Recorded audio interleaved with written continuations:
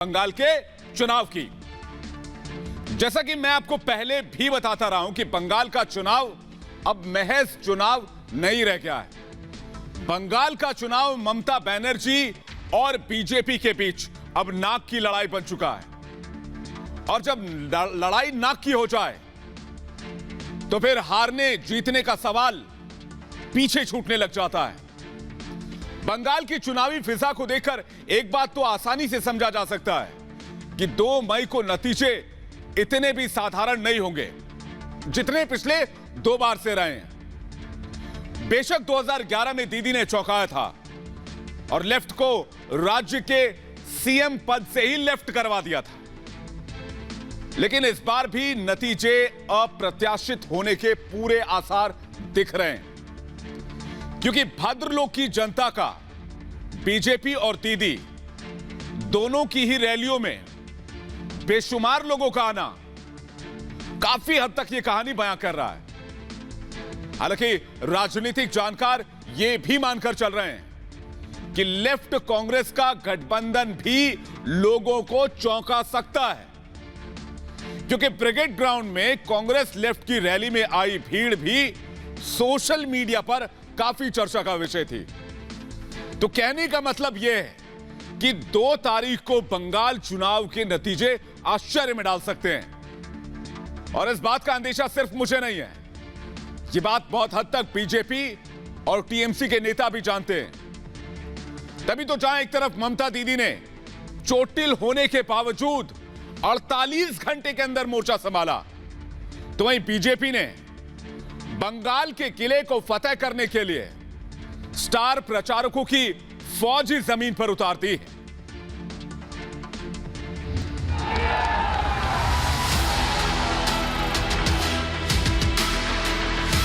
ओम जयंती मंगलकारी भद्रकाली कपालिनी दुर्गा शिवा क्षमा धात्री सदा नमस्तुते। आपकी आस्था का सम्मान करने के लिए भी मजबूर कर दिया है कि आज कोई चंडी का पाठ कर रहा है, कोई मंदिरों में जाकर के दर्शन करने के लिए मजबूर हो रहा है। दीदी के कड़ में योगी के हुंकार। बंगाल से बाहर होगी ममता सरकार। बंगाल में बहेगी विकास की बयार। भगवाधारी दीदी पर पड़ेंगे भारी।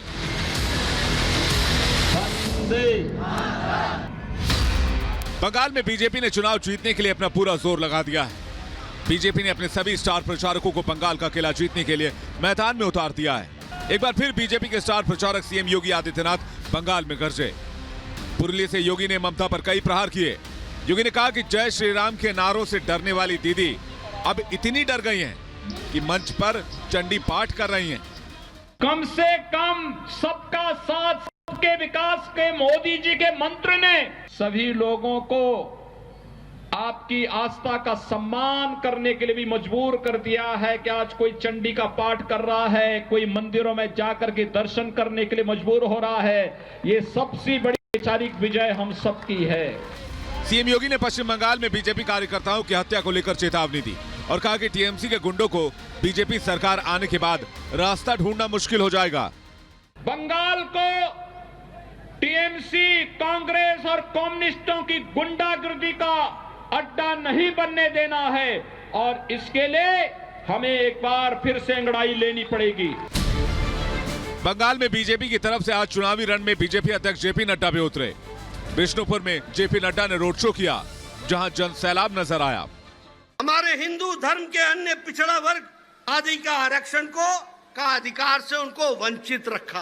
अब हमारी सरकार आएगी, आयोग बैठाएंगे, मंडल कमीशन में जो जातियां लिखी हैं उनको सम्मान दे करके इन लोगों के लिए भी हम प्रयास करेंगे कि इनको भी मुख्य धारा में जोड़ा जाए। योगी और नड्डा के साथ ही रक्षा मंत्री राजनाथ सिंह ने ममता बनर्जी को चुनौती दी और एक एक कर ममता पर कई प्रहार किए। राजनाथ सिंह ने कहा कि बंगाल में इस बार विकास का खेला होगा और चुनाव आयोग के चक्कर काटना तृणमूल कांग्रेस की हताशा को दिखाता है। जैसा ममता दीदी ने कहा खेला होवे, अरे खूब होवे खेला, खूब खेला होवे, जमकर खेला होवे, लेकिन हिंसा का खेला ना होवे।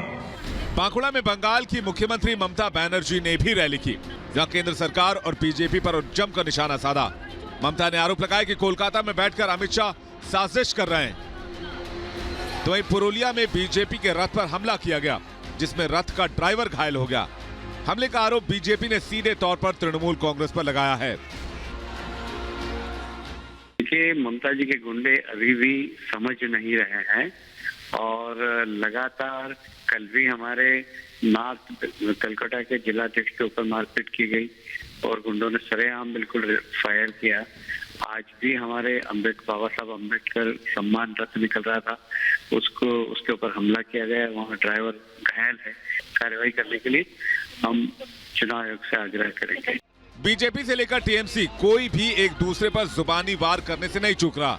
तृणमूल की तरफ से जहां ममता बनर्जी ने मोर्चा संभाला है, तो बीजेपी की तरफ से प्रचारकों की लिस्ट है और जनता को साधने का कोई भी दल कोई भी मौका नहीं छोड़ना चाहता। Bureau report, Republic Bharat. Bengal की शेरनी के नाम से मशहूर ममता बनर्जी खुद को सियासत की शेरनी साबित करने में जुटी हुई हैं। हालांकि उनकी मुश्किल यह कि जख्मी हालत में होने के बावजूद भी वो 2-3 दिनों के लिए भी चुनाव प्रचार की कमान छोड़ने का खतरा इस वक्त मोल नहीं ले सकती हैं। दरअसल बाएं पैर में क्रैप बैंडेज बांधे सड़कों और चुनावी रैलियों में दिख रही दीदी की एक ही मुश्किल है कि उनकी पार्टी में ऐसा दूसरा कोई नेता है ही नहीं जो उनकी जगह स्टार प्रचारक की भूमिका को निभा सके। स्टार प्रचारक बनने की बात तो दूर छोड़ दीजिए, दीदी के कैंपेन के बिना तो ज्यादातर टीएमसी नेता वो जो 10,000 रुपए की जमानत राशि होती है उसे भी नहीं बचा सकते। यही वजह है कि ममता दीदी को भी उनसे ज्यादा उम्मीद है ही नहीं। इसलिए व्हील चेयर पर होने के बावजूद दीदी अकेली चुनाव प्रचार का बीड़ा उठा रही हैं। दरअसल 2019 के लोकसभा चुनाव की तरह ममता बनर्जी बीजेपी को कम करके आंकने का जोखिम कतई नहीं उठाना चाहती। जब पिछले लोकसभा चुनाव के दौरान बंगाल में बीजेपी का ना तो बड़ा जनाधार था और ना ही बहुत मजबूत संसाधन तंत्र था, तभी उसने राज्य के लोकसभा की 18 सीटें अपनी झोली में डाली। उस चौंकाने वाले नतीजों को 2 साल हो चुके हैं। बंगाल में बीजेपी का जनाधार और संसाधन दिन दुगनी तो रात चौगुनी रफ्तार से बढ़ रहा है।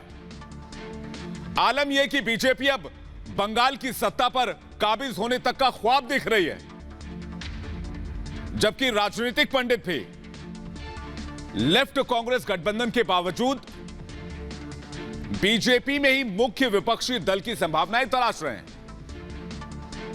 तो वहीं बीजेपी अब की बार 200 के पार का नारा लगा रही है। और सच कहूं तो भगवा पार्टी का यह टारगेट हवाई भी नहीं है। मिशन 2021 के लिए बीजेपी ने जिस तरह से अपनी ताकत लगाई है, उससे टीएमसी का हर बड़ा नेता घबराया हुआ है। हालांकि एक अकेली ममता बनर्जी के सामने बीजेपी के 40 स्टार प्रचारक दम दिखा रहे हैं, जिसमें प्रधानमंत्री नरेंद्र मोदी, बीजेपी अध्यक्ष जेपी नड्डा, रक्षा मंत्री राजनाथ सिंह, गृह मंत्री अमित शाह,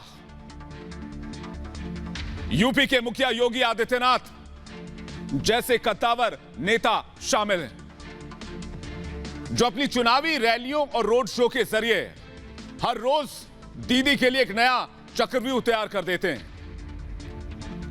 और उसकी वजह से भगवा पार्टी के पक्ष में काफी हद तक माहौल बनता भी दिख रहा है। बूथ स्तर पर भी बीजेपी मजबूत होती दिख रही है। तो वह व्हील चेयर पर चुनाव प्रचार में जुटी दीदी को देखकर बीजेपी के नेता लाख आरोप लगाएं कि वो सहानुभूति बटोरने के लिए ऐसा कर रही हैं, मगर ममता दीदी ही जानती हैं कि बीजेपी की वजह से चुनाव में उनके सामने बड़ी बड़ी चुनौतियां मुंह खड़ी हैं। यहां कहने का मतलब कि बीजेपी ने ममता दीदी को घेरने के लिए आज अपने 3 बड़े महारथियों को मैदान में उतारा। बंगाल में आज ही बीजेपी अध्यक्ष जेपी नड्डा, रक्षा मंत्री राजनाथ सिंह और यूपी के मुख्यमंत्री योगी आदित्यनाथ की अलग अलग जगहों पर चुनावी रैलियां थी। अगर राजनाथ सिंह ने भ्रष्टाचार के मुद्दे पर दीदी को घेरा, तो जेपी नड्डा ने तुष्टीकरण की वजह से दीदी पर हिंदू समुदाय की पिछड़ी जातियों के हितों की अनदेखी का गंभीर आरोप लगाया। लेकिन सबसे तीखा हमला तो बंगाल के पुरुलिया में मुख्यमंत्री योगी आदित्यनाथ ने किया। बीजेपी की तरफ से ममता पर तुष्टीकरण के आरोपों के बीच योगी ने दीदी पर तंज किया। उन्होंने चुनावी मौसम में अपने आप को असल हिंदू साबित करने में जुटी ममता को घेरते हुए कहा कि 2014 के पहले इस देश के अंदर एक ऐसी पीढ़ी जन्मी जिसकी धर्मनिरपेक्षता मंदिर में जाने से खतरे में पड़ जाती थी। लेकिन अब ऐसे ही लोग मंदिर में मंच पर चंडी पाठ कर रहे हैं। इसके बाद तो योगी ने श्री राम के नारे पर दीदी के नाराज होने का मुद्दा भी उठा दिया। योगी ने तंज करते हुए कहा कि देश में परंपरा रही है कि जिसने भी राम का विरोध किया है उसे जनता ने मुंह तोड़ जवाब दिया है। इसके लिए योगी ने इशारों में समाजवादी पार्टी का उदाहरण भी दिया, जब मुलायम सरकार ने 30 अक्टूबर 1990 को अयोध्या में कार सेवकों पर गोलियां चलवा दी थी, जिसके बाद समाजवादी पार्टी के राजनीतिक दिन घटते चले गए और आज वो सत्ता का मुंह देखने तक के लिए तरस गए। योगी ने इसी घटना का उदाहरण देते हुए दावा किया कि बंगाल में भी राम का विरोध करने वालों का यही हाल होगा। योगी के इस अंदाज के बाद यह सवाल भी उठ रहा है कि क्या बंगाल की चुनावी फिजा में यह भगवाधारी ममता दीदी पर भारी पड़ने जा रहा है। वैसे ममता दीदी के लिए यह अकेली चुनौती नहीं है, बल्कि आज बंगाल में जेपी नड्डा ने भी अपने एक ऐलान के साथ दीदी की मुश्किलें बढ़ा दी। दरअसल बंगाल के बिष्णुपुर में बीजेपी की एक रैली में उसके अध्यक्ष जेपी नड्डा ने बंगाल की 2 पिछड़ी जाति महेशिया और तीली जाति को बीजेपी की सरकार बनने पर ओबीसी कैटेगरी में जोड़ने का वादा किया है। दरअसल नंदीग्राम विधानसभा क्षेत्र में महेश वोटरों की तादाद 53% और पश्चिम बंगाल की मुख्यमंत्री ममता बनर्जी यहीं से चुनाव लड़ रही हैं, जिनको चुनावी मैदान में पछाड़ने के लिए बीजेपी हर दांव चल रही है।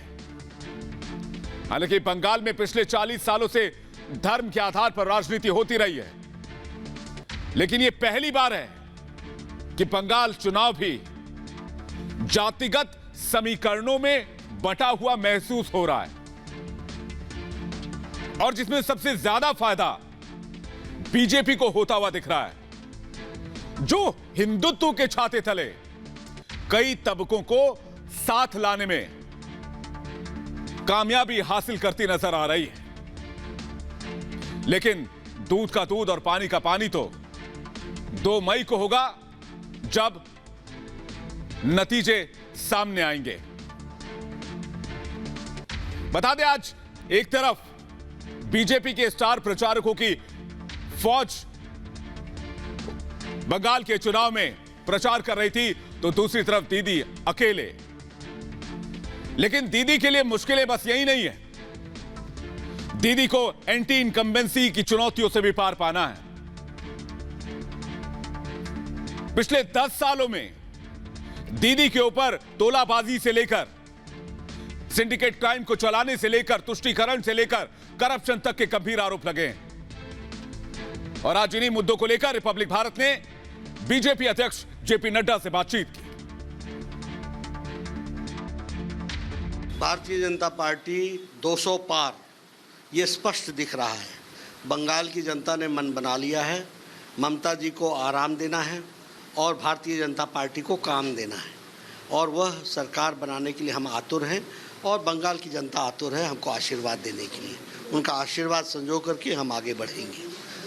बंगाल की जनता ने ममता जी को 5-10 साल में जो टोलाबाजी, जो तुष्टीकरण, जो कटमनी, जो सिंडिकेट, जो ये सारी चीज़ों को चलाया, जिस तरीके से भय पैदा किया, उन सब से बंगाल की जनता निजात पाना चाहती है और आम आदमी इंतज़ार में बैठा है कि कब समय आए वोटिंग का और वह ममता जी से निजात पाए। जन सैलाब उमड़ पड़ा आज आपके रोड शो में, अभी रैली हुई, यहाँ पर भी काफ़ी भीड़ आई। जनता एक प्रश्न जानना चाहती है कि जो आपने बाटला हाउस का एक मुद्दा उठाया, आपने कहा कि इलेक्शन जिस तरह से हमने देखा किस तरह से ममता बनर्जी कुछ दिन पहले इलेक्शन कमीशन में आरोप लगाए, इन मुद्दों को देखते आप किस तरह देखते? देखिए, मैं ये महसूस करता हूँ कि जब आप चुनाव जीत जाती हैं तब तो इलेक्शन कमीशन बहुत अच्छा, जब हारने लगती हैं तो इलेक्शन कमीशन को दोष देने लगती हैं।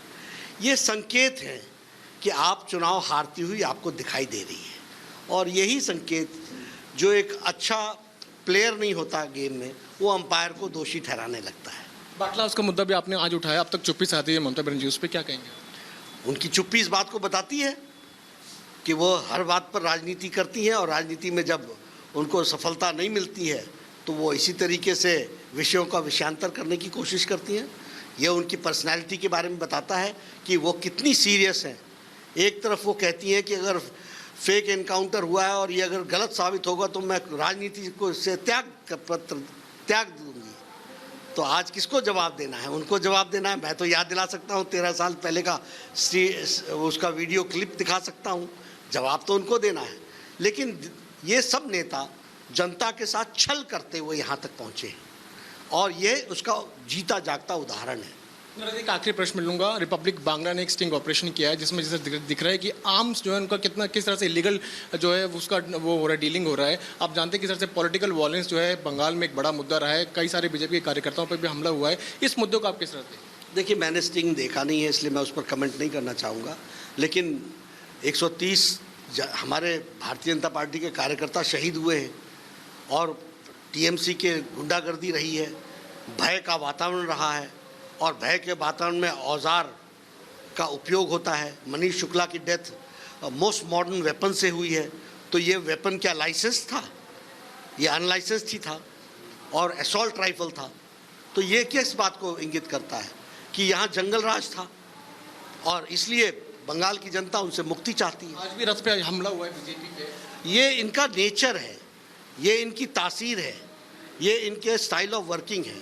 और बंगाल की जनता स्वामी विवेकानंद, बंकिम चंद्र चटर्जी, रविन्द्रनाथ ठाकुर, उन संस्कृति को लेकर के, श्यामा प्रसाद मुखर्जी, इन लोगों को लेकर के आगे बढ़ती रही है और उसी को फिर से स्थापित करना चाहती है।